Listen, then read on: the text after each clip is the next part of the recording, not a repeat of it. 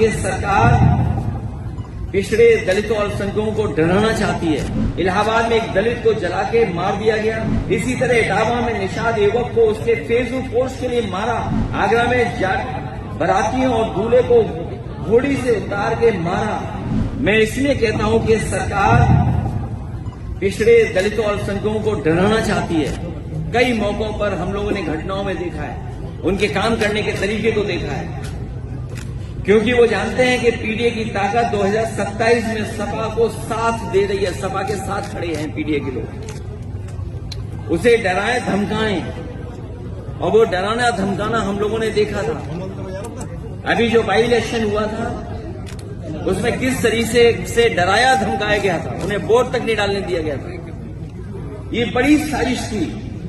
और मैं कुछ उदाहरण हाल के ही देना चाहता हूं, मैं पुराने उदाहरण कोई नहीं देना चाहता हूं। किस तरीके के सरकार का व्यवहार है डराने का, मैं वही उदाहरण कुछ देना चाहता हूं।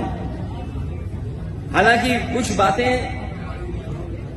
जो घटनाएं हैं उसमें कुछ मिलकर के कुछ और फैसले हुए हैं, लेकिन जो घटनाएं हम लोगों ने देखी और हाल में हुई हैं, इलाहाबाद में एक दलित को जला के मार दिया गया क्योंकि उसने जाति विशेष के लोगों के गेहूं काटने से मना कर दिया।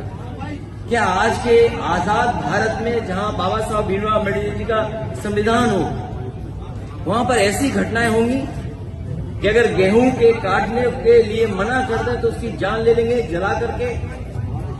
कल आगरा में अभी कुछ दिन पहले और कई दिनों पहले, कई वर्षों पहले भी घटनाएं हुई। उन घटनाओं का मैं जिक्र नहीं करना चाहता हूं, कस्टोडियल डेथ की मैं जिक्र नहीं करना चाहता हूं, लेकिन कुछ दिन पहले आगरा में बारातियों और दूल्हे को घोड़ी से उतार के मारा क्योंकि वो बाबा साहेब अम्बेडकर जी का गाना बजा रहे थे।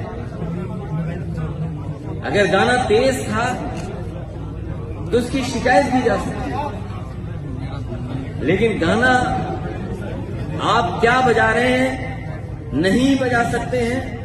और किस तरह का व्यवहार रहा।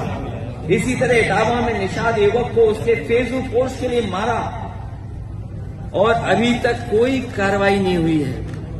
अभी हाल ही में फेसबुक पोस्ट लिख दिया, उसने वीरंगा फूलन देवी को लेकर के कुछ लिख दिया, उसको मारा और अभी तक मारने वालों पे कोई कार्रवाई नहीं हुई है। आजमगढ़ में एक दलित दंपति पुलिस से कह रहा था कि आप चल के मेरी बेटी छुड़ा दीजिए। जाति विशेष के दबंगों ने उसे बंधक बना लिया, उसका रेप कर रहे थे। बताइए आप किस युग में हैं?